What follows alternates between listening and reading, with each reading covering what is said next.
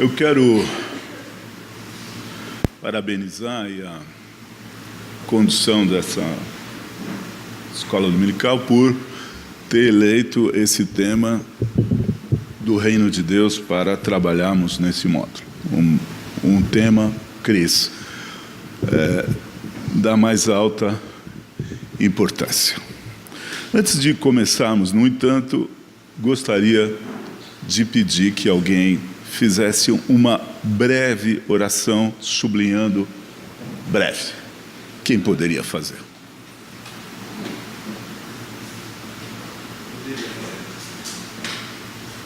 Pai amado, suplicamos que nessa manhã venha o teu reino,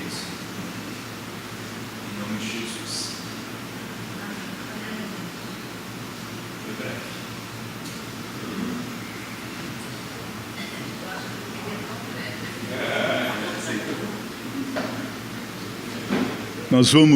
Bom dia. Nós vamos começar nossa aula hoje sobre o Reino de Deus, sobre a compreensão do Novo Testamento sobre o Reino de Deus, lendo um verso bíblico. Quem poderia fazer a gentileza de ler Mateus 4, 23, de preferência na tradução da Revista E atualizada?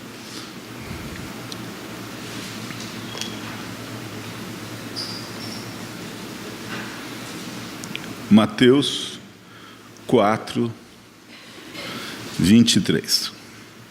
Quem pode ler, por favor?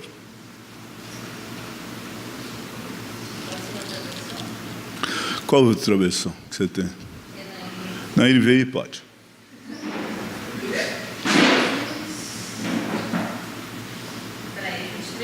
Quatro, 23, apenas.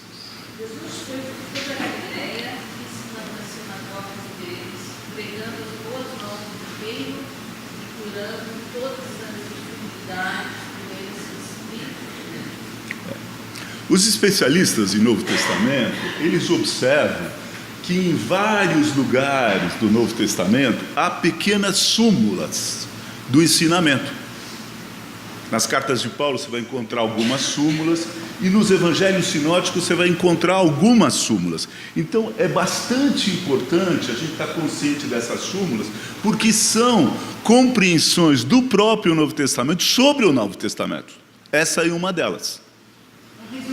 É um resumo, uma súmula, como se diz. É uma tentativa de sumarizar o que é o ministério de Jesus Cristo. E segundo o livro de Mateus, o ministério de Jesus Cristo pode ser caracterizado por 3 ações. Esse versículo aqui, ele acontece em Marcos e Lucas de uma maneira parecida. Então, segundo essa súmula, Jesus fazia 3 coisas, basicamente. Primeiro, ele ensinava nas sinagogas. A esse período dos evangelhos, as sinagogas ainda não tinham expulsado os cristãos. Então, Jesus e os discípulos frequentavam as sinagogas. O cristianismo ainda não tinha se separado do judaísmo. Então, ele ensinava nas sinagogas, a primeira coisa que ele fazia, ele pregava, diz o texto, o Evangelho do Reino. É o título do livro do LED, exatamente baseado nesse verso. Ele pregava o Evangelho do Reino. E a terceira coisa que ele fazia, ele curava toda a sorte de enfermidades no meio do povo. Essa súmula, ela é boa, porque ela apresenta um equilíbrio no trabalho de Jesus Cristo. Por um lado, ele dosa seu tempo, sua ação e sua energia com o bem, fazer o bem. Ele cura as pessoas.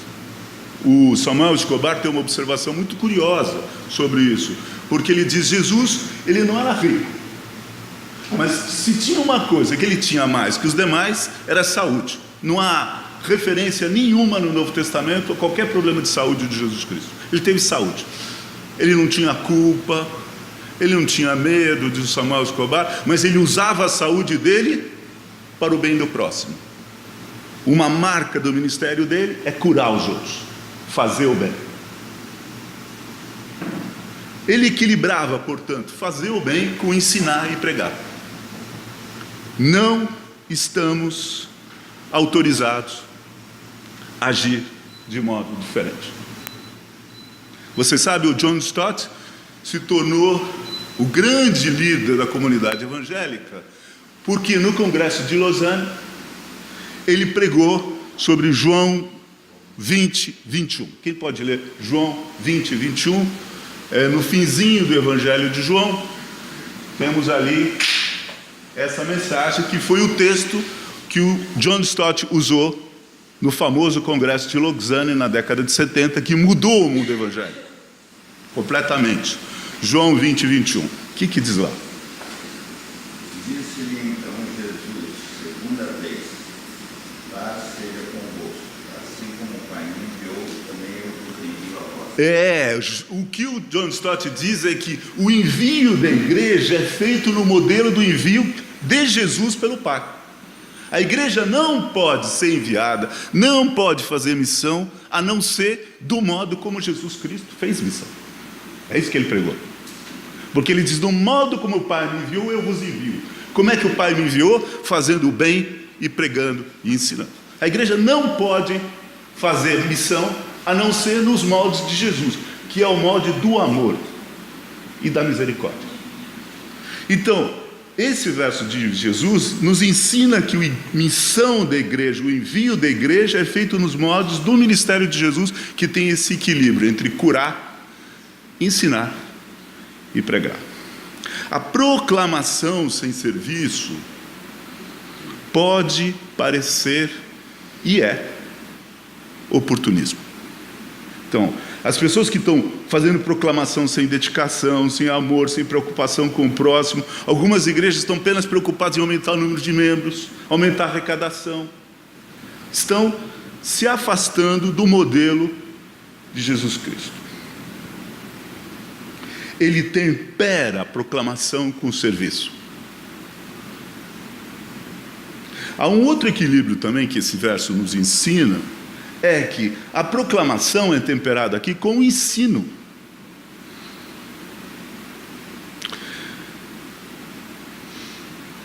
E, aliás, o ensino é feito nas sinagogas, ou seja, é feito mais internamente.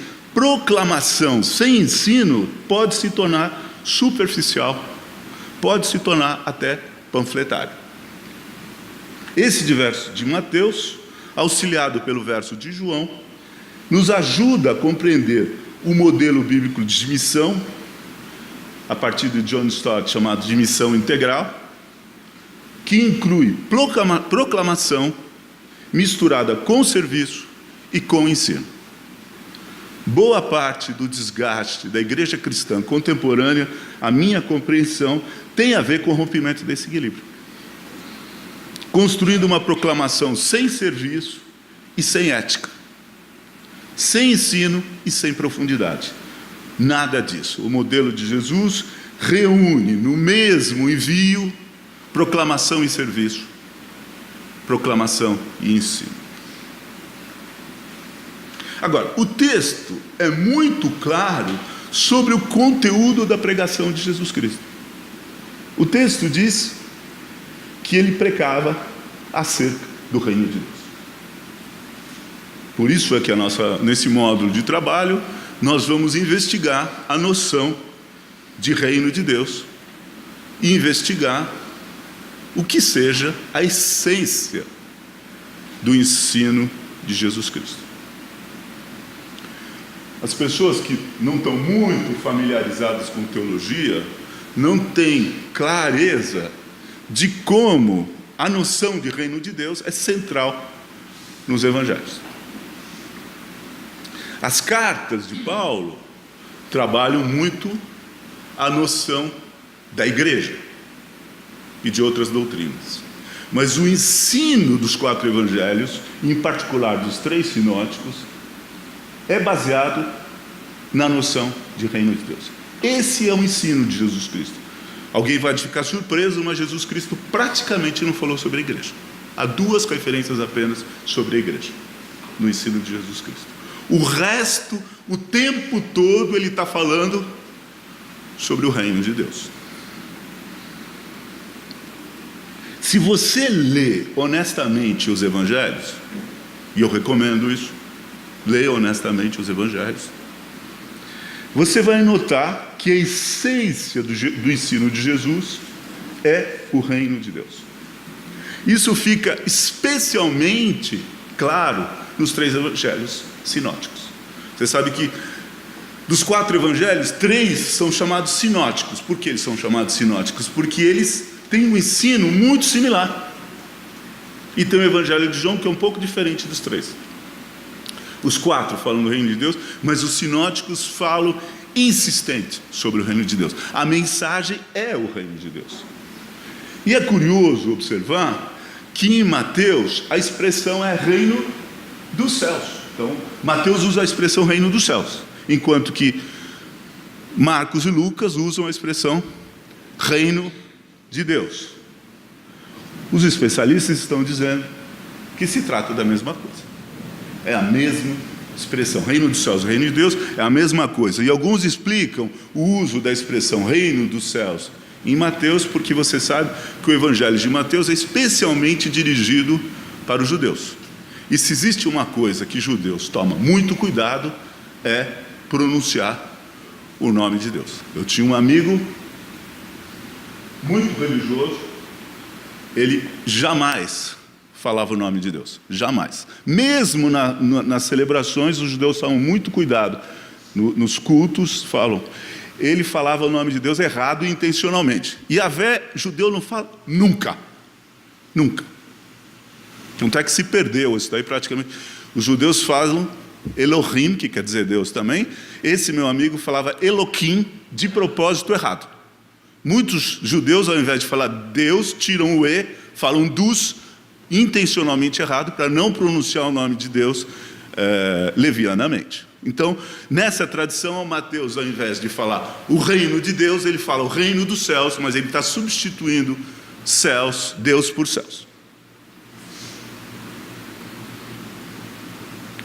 Outra constatação importante é que se você lê os evangelhos, você vai ver que não é tão simples entender a mensagem do reino de Deus. Ela é complexa, digamos assim. Não é tão simples. O Letts diz isso. Não é muito simples compreender. O que exige da gente? Várias vezes Jesus Cristo diz: o reino de Deus é ensinado apenas para aqueles que se interessam de verdade por ele. Ele é bloqueado para aqueles que estão querendo ter um interesse superficial sobre ele. O reino de Deus só é revelado para aqueles que estão dispostos a compreendê-lo, acatá-lo e ouvi-lo. Uma chave hermenêutica, uma chave interpretativa, portanto, tem a ver com o modo como nós nos aproximamos dessa mensagem. Sem preconceitos, primeiramente. Porque a mensagem ela é surpreendente. Então, uma das dificuldades de ler a Bíblia é que você chega às vezes na Bíblia pensando que já sabe o que ela vai dizer. Não, frequentemente a Bíblia nos surpreende com o que ela vai dizer.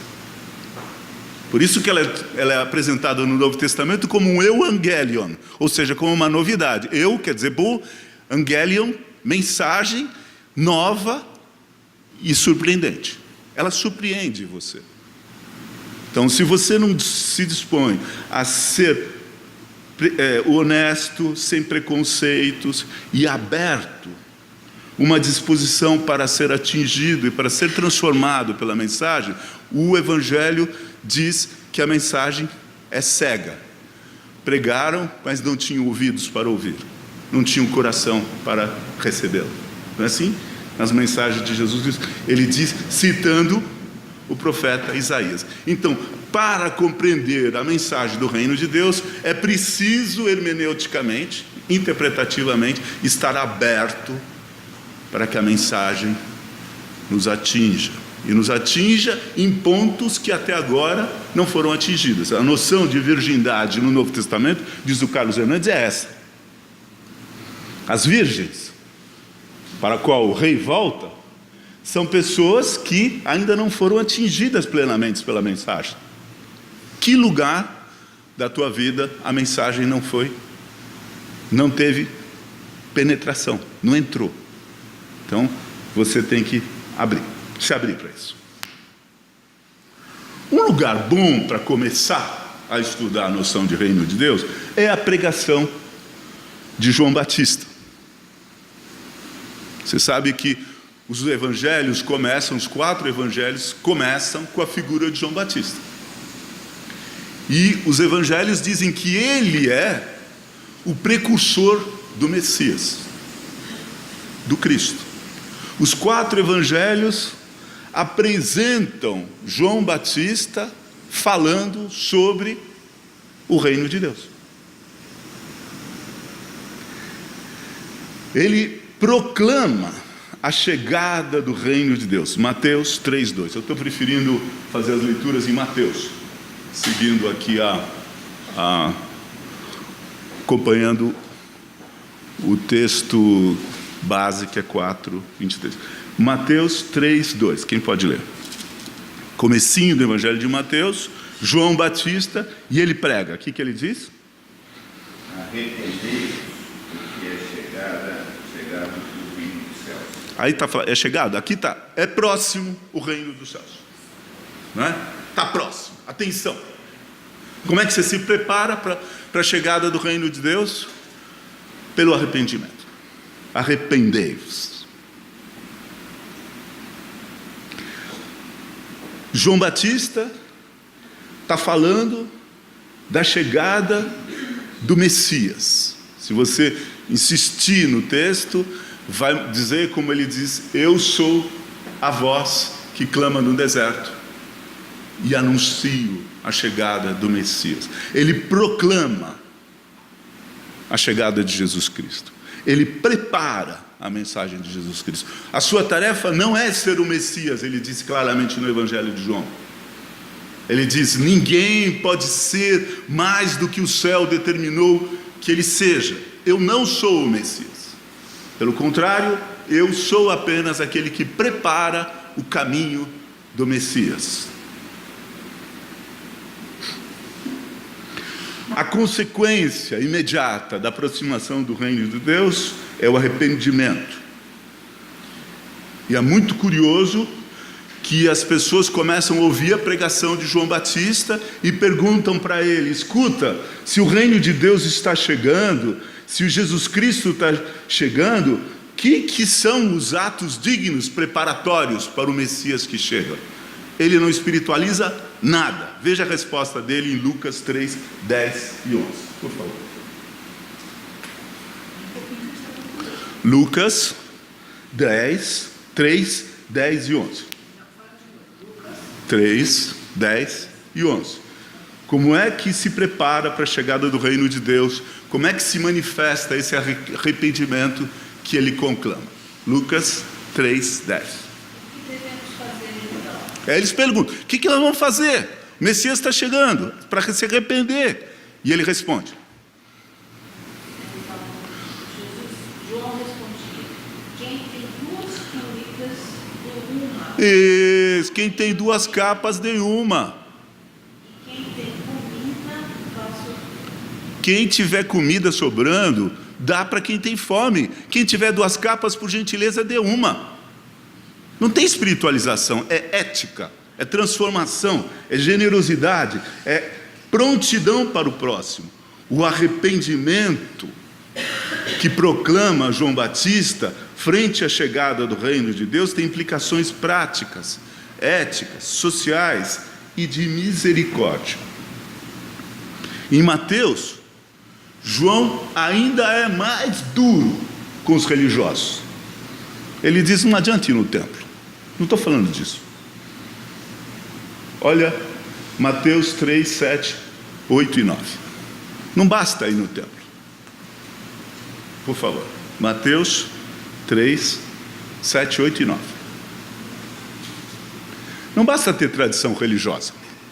Mas vendo ele muitos dos fariseus e dos saduceus que vinham ao seu batismo, disse: raça de víboras, Quem nos ensinou a fugir da ira vindoura? Isso. Produzi, pois, frutos dignos de arrependimento. Isso. E não queirais dizer dentro de vós mesmos: temos por pai Abraão. Isso. Eu vos digo que mesmo dessas pedras Deus pode suscitar filhos de Abraão. Ele diz para os religiosos que começaram a vir para ele: escuta, não adianta ser religioso, não adianta chamar a atenção da genealogia, sou descendente de Abraão, sou da tribo tal, sou membro da igreja presbiteriana. Não adianta. O arrependimento se manifesta mediante frutos dignos de arrependimento. É assim que se prepara para o reino de Deus, pela transformação. O reino de Deus chega e frente a ele é necessário responder com atos éticos. O reino de Deus chega e ele nos convida a uma transformação prática. Agora, João Batista, ele é o preparador, né? Ele é o anunciador do Messias. E ele tem um ministério curto. E logo ele é retirado de cena. Ele é preso. Porque ele não pode ou não deve concorrer com Jesus Cristo. Ele prepara-se e sai para entrar o ator principal no palco. E assim que ele é retirado, e Jesus começa a pregar e vai para o centro do palco, o que é que Jesus faz? Ele retoma a mensagem de João Batista. Mateus 4:17.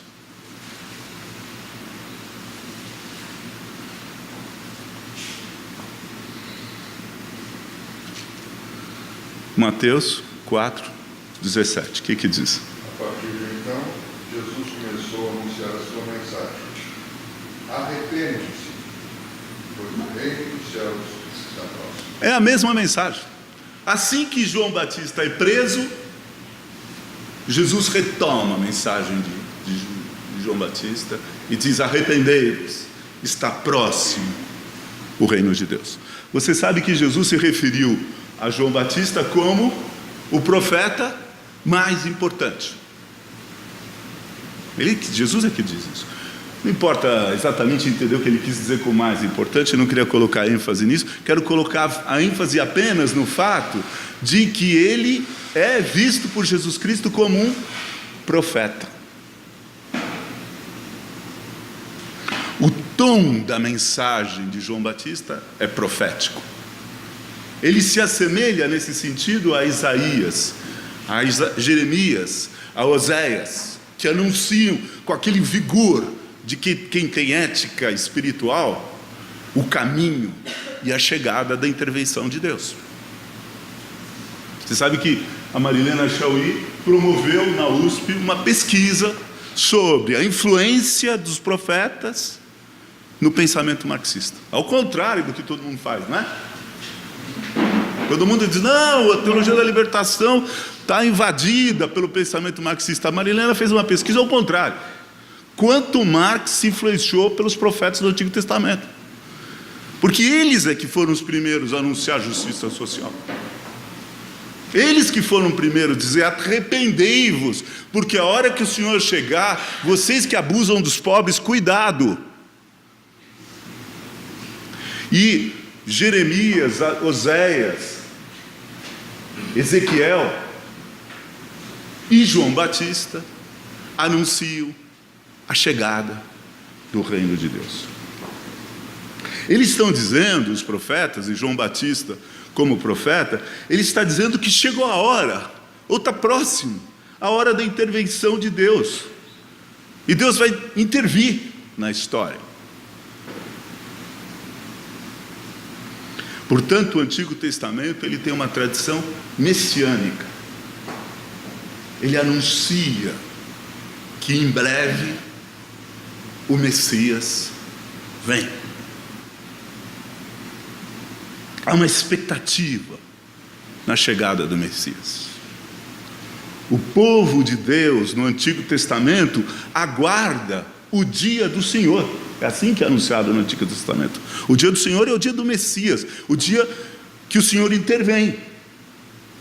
É o dia onde se espera a solução radical frente à injustiça, frente ao pecado e frente à morte. No Novo Testamento, essa esperança se renova, a esperança messiânica, a esperança da intervenção de Deus. No Novo Testamento, nós fazemos a seguinte oração. Está lá em uma das epístolas de Paulo. Maranata. Eu fiz uma pesquisa sobre essa palavra, ela é uma palavra aramaica. Mará quer dizer Senhor. Senhor. Mará, Senhor. Maraná, meu Senhor. Maranata, vem, meu Senhor. Vem, meu Senhor. Intervém sobre a história e diz um basta para a injustiça e para a miséria humana. A Maranata do Novo Testamento ecoa o grito do profeta que conclama a intervenção de Deus. Vem, Senhor, faz alguma coisa. Então, à luz do ensino de João Batista, podemos dizer que a vinda do Messias é anunciada e o Messias é que implanta o reino de Deus. Ele pavimenta a chegada do reino de Deus. O reino de Deus é o lugar e as condições onde as pessoas e os povos se submetem à orientação, os valores e os conceitos do próprio Deus.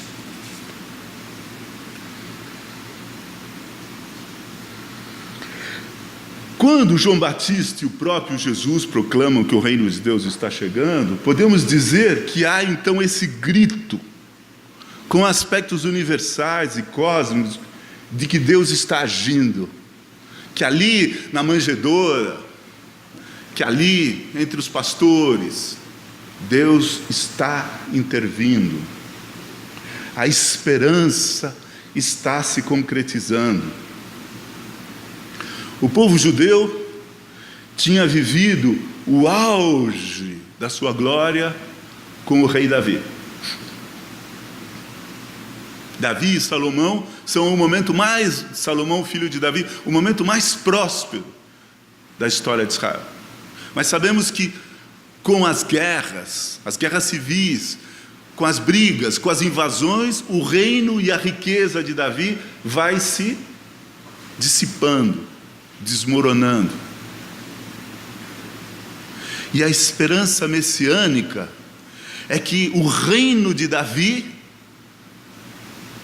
seja recomposto, seja reconquistado. A chegada de Jesus Cristo é a renovação do reino de Davi, simbolicamente. É a restauração do trono de Davi, e não é por acaso que ele é chamado no Novo Testamento de o filho de Davi. Os Salmos, o livro de Daniel em particular, anunciam esse poder que um dia se manifestará e imporá uma nova ordem justa e boa sobre a face da terra. Lucas 4, 21. Quem pode ler? Lucas 4, 21. Jesus Cristo está começando o ministério dele. Nós estamos fazendo a transição agora de João Batista para Jesus. O ensino do reino de Deus em João Batista e o ensino de Jesus Cristo sobre o reino de Deus. João 4, 21. Quem lê? Lucas 4, 21, desculpa.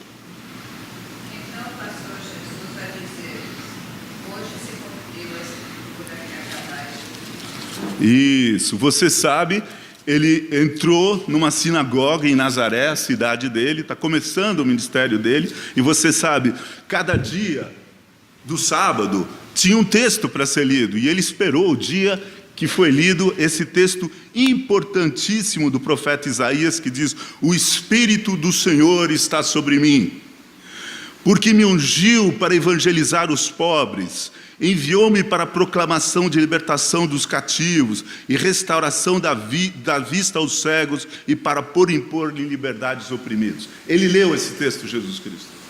Ele pediu, possivelmente, para o chefe da sinagoga para fazer a leitura. E aí se esperava que ele fizesse uma exposição do texto, e ele fez o sermão mais curto da história e o mais contundente de todos. Ele se sentou, porque é assim que o mestre ensina na sinagoga, ele sentou e disse essa frase curta, que a Carmen leu: hoje se cumpriu essas escrituras. E fechou o livro. Você sabe o que aconteceu? Eles expulsaram ele da sinagoga.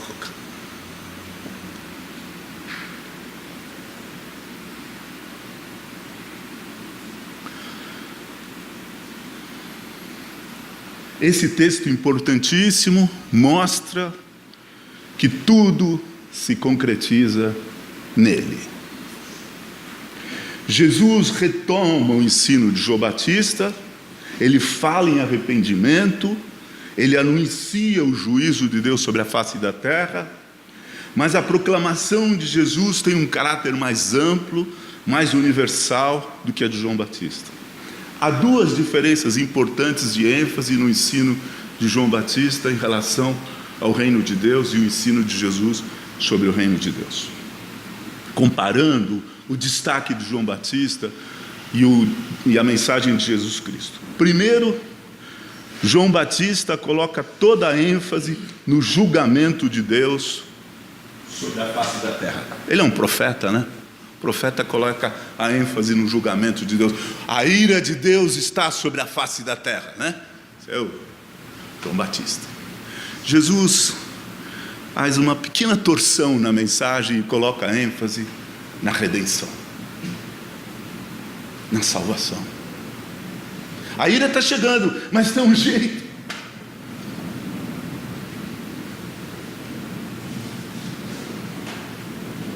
Em segundo lugar, e mais importante do que tudo, Jesus para de falar no reino de Deus como algo prestes a se manifestar, como algo próximo, o próximo reino de Deus de João Batista. E Jesus começa a falar do reino de Deus como o reino que já chegou. Hoje se cumpriu essas escrituras.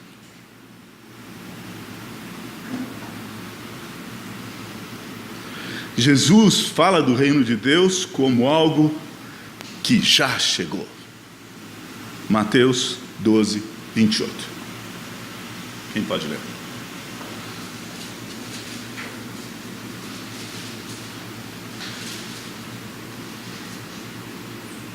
Doze, 28.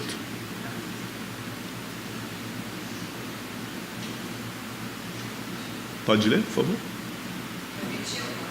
28 mesmo. Salve se eu enganei aqui. Se, porém, eu expulso demônios pelo Espírito de Deus, certamente é chegado o reino de Deus. Ah, vocês estão vendo eu expulsar demônios? Sabe o que quer dizer isso? O que quer dizer? Chegou o reino de Deus. É porque o reino de Deus chegou que os demônios saem e vão embora. O futuro chegou, diz Jesus Cristo. O kairós de Deus é agora. Sabe o que é o reino de Deus? É o Cristo, é o Messias. A sua pessoa é mais do que um sinal do reino de Deus. Ele é o reino de Deus. É ali que se concretiza plenamente os valores e a compreensão do reino de Deus. O Verbo se fez carne. Assim começa o Evangelho de João. E habitou entre nós. Nós cantamos Emanuel. Quando Jesus expulsa os demônios, ele dá mostra de que o reino de Deus está presente entre nós. O reino de Deus está entre vós, Jesus Cristo disse. O reino de Deus está penetrando os domínios antes dominados pelas trevas. Veja Mateus 12, 29. Por favor, lemos o 28, vamos ler o 29. Como alguém pode entrar na casa do homem fora, levar das suas bens sem essa matá-lo? Isso, é uma metáfora. As pessoas que não estão acostumadas com a grandeza do Novo Testamento estranho. Jesus Cristo, ele é comparado a um ladrão aqui. É um ladrão que invade uma casa. Que casa que ele invade? É a casa do demônio. Ele invade a casa do demônio, não é mais sua essa casa, é minha. Ele toma de assalto o reino das trevas. É isso que o texto está dizendo. A chegada do reino de Deus coloca uma parada para a ação do mal. Todos os milagres de Jesus dão mostra de que o reino de Deus chegou. Mateus 13, 16. Mateus 13, 16.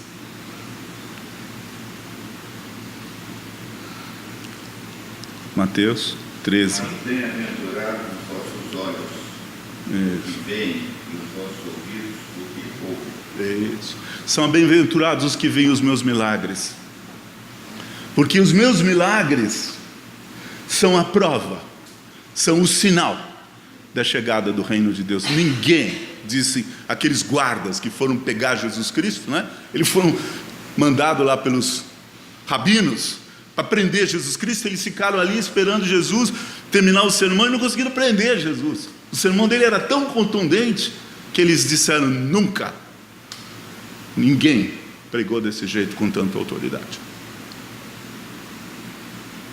Quando João Batista teve uma crise de fé, vocês sabem o que ele teve, ele mandou seus discípulos procurar Jesus, ele estava na cadeia. Você conhece a resposta de Jesus? Eles perguntaram para Jesus, os discípulos de Jesus: por acaso tu és o Messias? Mateus 11, 4 e 5. E Jesus respondeu: veja os milagres que eu faço. Ele não está chamando atenção para os milagres, ele está chamando atenção para o fato de que os milagres são sinal de que ele é o Messias. O reino de Deus se manifesta pela vida, pela pregação e pelos atos de Jesus Cristo. Ele chega para trazer consolo aos que estão doentes. Ele chega para trazer esperança para os que estão sem perspectiva. E ele chega para trazer perdão para os que estão em pecado. Marcos 2, 1. Marcos 2, 1. Dias depois, entrou Jesus de novo em Cafarnaum, e logo correu ele, e estava em casa, e fez vários milagres. Eu não vou ler o texto todo. O reino de Deus chegou porque Jesus Cristo é o Filho de Deus. Ele é a Basileia. Basileia é a palavra para reino em grego. Ele é a essência da mensagem. Jesus, o Filho do homem, o Messias, o Filho de Deus, o servo do Senhor, que tira o pecado do mundo. Nesse sentido, com a chegada de Jesus, chega o reino de Deus. Não se pode, sem trair o Novo Testamento, pensar no reino de Deus apenas como uma realidade futura. Seria uma versão escapista do ensino do Novo Testamento, porque o ensino do Novo Testamento é claro: Jesus chegou e com ele o reino de Deus. Mateus 17, 1. Amor, mas o que você está querendo dizer é que o reino de Deus se mescla na nossa vida real? É isso que você está dizendo? Que eu tenho momentos de reino de Deus na minha vida normal? O reino de Deus chega com Jesus Cristo e com ele você aceita o reino de Deus ou não, né? A mensagem é que você, pelo arrependimento, ingressa no reino de Deus. Não é isso? Não é espontâneo. Não, eu não acho que é espontâneo, mas o que eu estou pensando é que, como você falou, o oposto disso é dizer que o reino de Deus vai ser só quando Jesus voltar de novo. O que você está dizendo é que o reino de Deus está aqui, mas eu, na minha humanidade, eu só vivo esse reino, o reino de Deus, em alguns momentos. É isso que eu estou perguntando. Não, você acolhe o reino de Deus e passa a participar dele. Esse é o ensino que tanto Jesus quanto João Batista dizem: entra no reino de Deus. Tem uma chave interessante para entender esse conceito aqui no livro do Led, quando ele fala da palavra reino como poder, a soberania, a autoridade. Não, ele passa de um conceito de território ou de povo para uma autoridade. Então, quando fala vem a tua autoridade, você feita a tua vontade que observe. Então, a gente passa a se submeter, na verdade, talvez mais nesse conceito, mais do que entrar no reino, se submeter a um reinado. Né? Isso. Nas várias áreas da minha vida, eu posso me submeter ao... Ele veio para dar vida e para dar resgate a muitos. O centro do reino de Deus é a figura de Jesus Cristo, e a resposta que se dá a ele tem a ver com a nossa capacidade de participar desse reino ou resistir ao reino. Eu acho que a gente vive resistindo, né? Vivemos resistindo também. Há dúvidas, há conflitos, há medos. Mas o centro do reino de Deus é Ele. E é Ele que veio salvar e buscar o que estava perdido. E nos atingir, sim. Ao longo do curso, a gente vai ver muito essa tensão entre o aqui, já, mas ainda não, o aqui, agora, mas é só depois. Essa tensão existe em toda a discussão dele.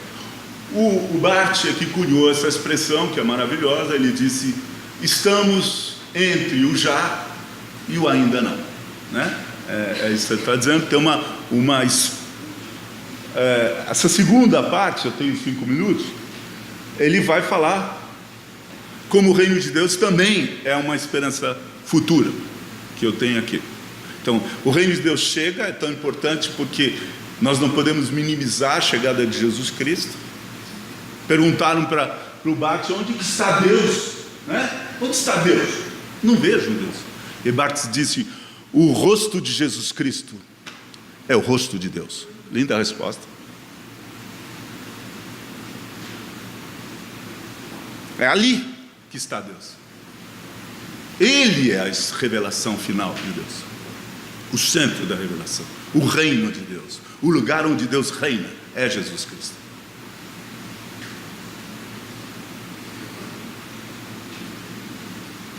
Então, esse reino chega, ele desafia a ordem pessoal, social, ele coloca em questão o mal, ele coloca em questão a injustiça, ele coloca em questão o pecado e traz uma mensagem salvadora. Como diz João Batista: o machado está posto na base da árvore, vai cair, cuidado.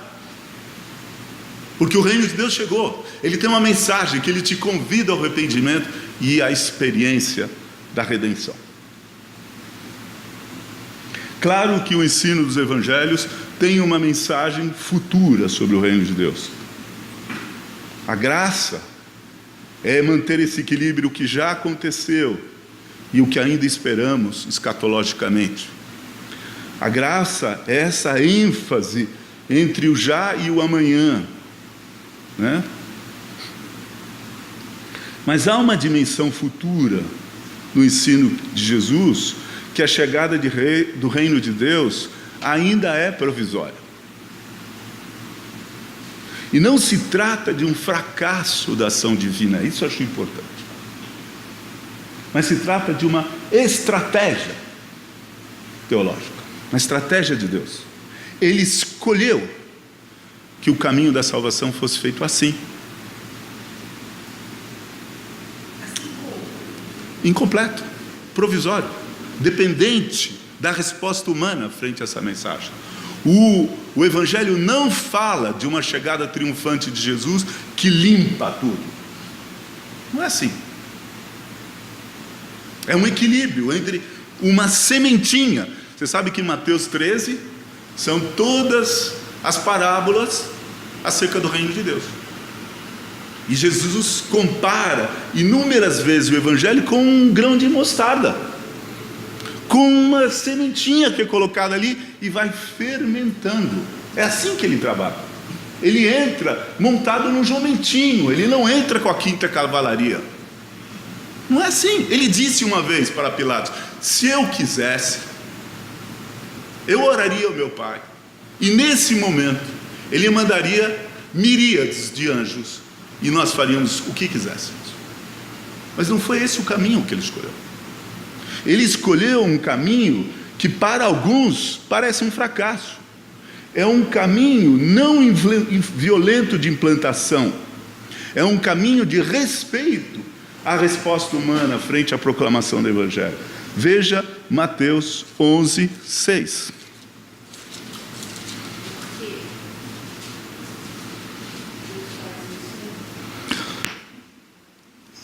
Bem-aventurado é aquele que não achar em mim motivo de tropeço.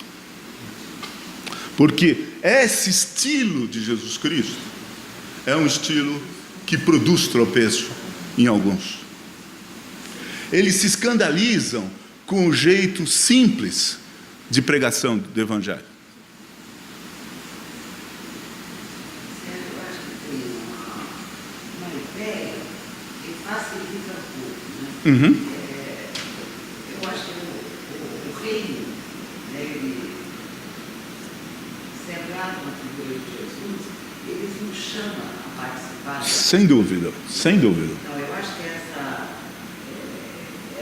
isso que a Tati está colocando, eu respondo ao chamado. Exatamente. Quando eu respondo ao chamado, eu começo a participar. Eu sou parte da construção do reino. Arrependei-vos. Vamos lá, juntos. Muda de trajeto. Vamos. Isso. O que é surpreendente na mensagem futura que Jesus anuncia é que ele cura e faz bondades, mas ele decepciona alguns. Decepciona.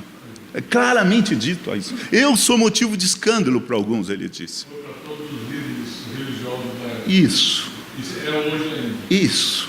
Ele diz: eu decepciono. Veja Lucas 7, 23. Portanto, a mensagem do Evangelho, ela decepciona em um certo sentido, para aqueles que não toleram o estilo de trabalho de Jesus Cristo. 17, qual? Lucas 7, 23. 7, 23. Isso.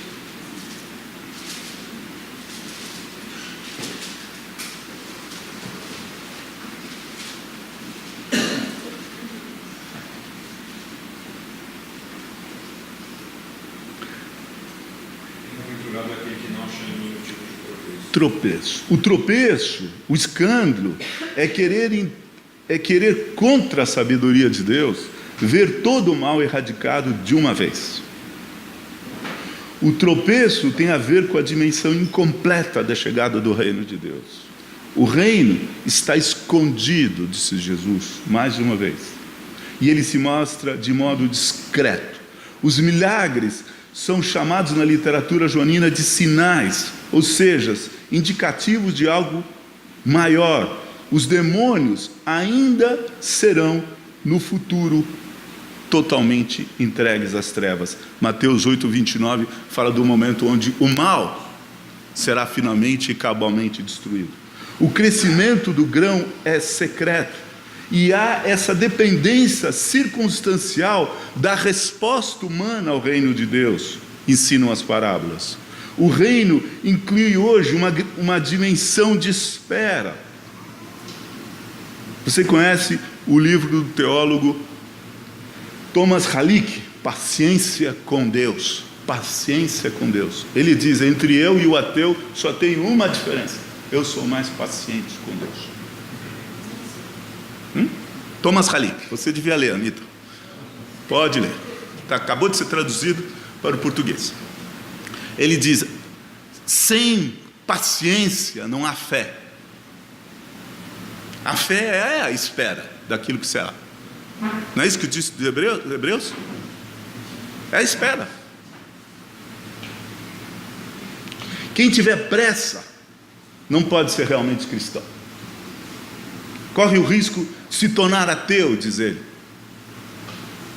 Espera mais um pouco e vai ver o que Deus vai fazer. O triunfalismo é o rompimento dessa espera, dessa necessária paciência típica do reino de Deus, que como uma semente vai entrando devagarzinho nos corações, nas relações humanas, até, diz o Salmo, que a luz brilhe plenamente. O reino de Jesus Cristo começa com ele servo. É preciso esperar para que a sua glória se manifeste plenamente, diz o apóstolo Paulo. O reino de Deus começa com o Cristo, que não tem onde reclinar a sua cabeça, que começa de modo simples, precário, para poder se identificar com o necessitado, com o caído, com aquele que precisa de libertação. A mensagem do Novo Testamento é que o rei se tornou servo.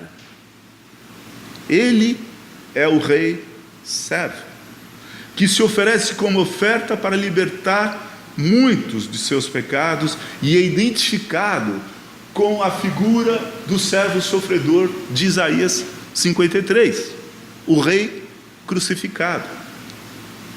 A história do reino passa por esse caminho de esvaziamento,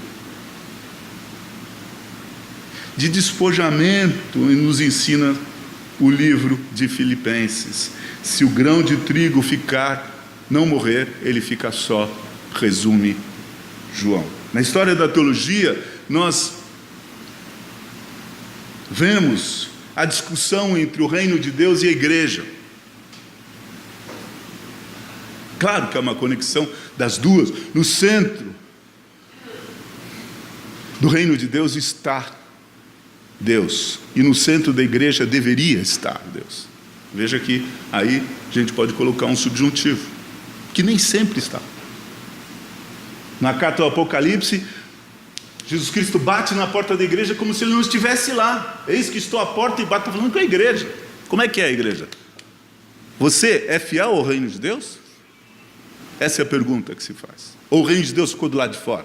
Os valores, a ética, a fé, a esperança.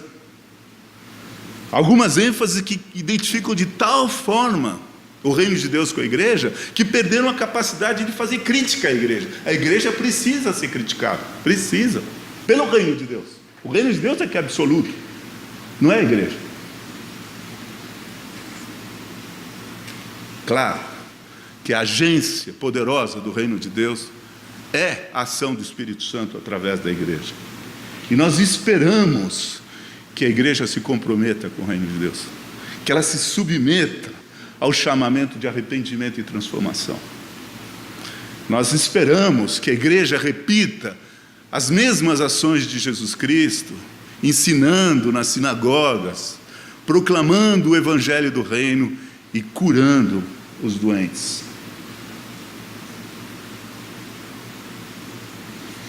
E o reino de Deus às vezes se manifesta fora da igreja, para vergonha da igreja. Se vós não proclamarem o evangelho, disse Jesus Cristo, as pedras proclamarão, para escândalo.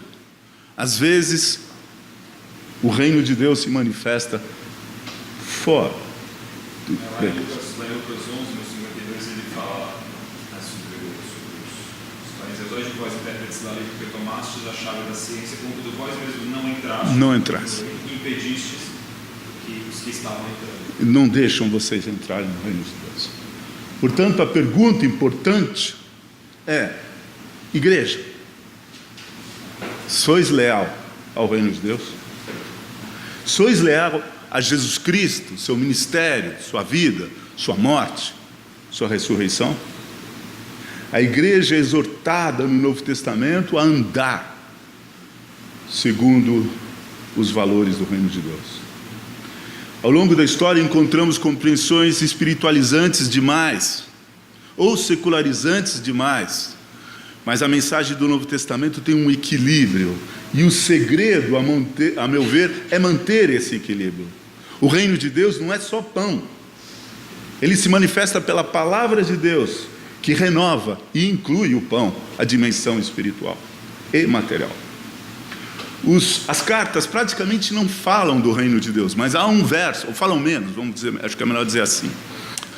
Mas há um verso que com esse quero terminar, do apóstolo Paulo, que é um resumo lindo do reino de Deus, Romanos 14, 17, e com esse verso nós encerramos. Quem pode ler? Romanos 14, 17. Pois o reino de Deus não é comida nem bebida, mas justiça, paz e alegria do Espírito Santo. O reino de Deus é a manifestação da justiça, da paz e da alegria no Espírito Santo. Que assim seja entre nós e na igreja por toda parte.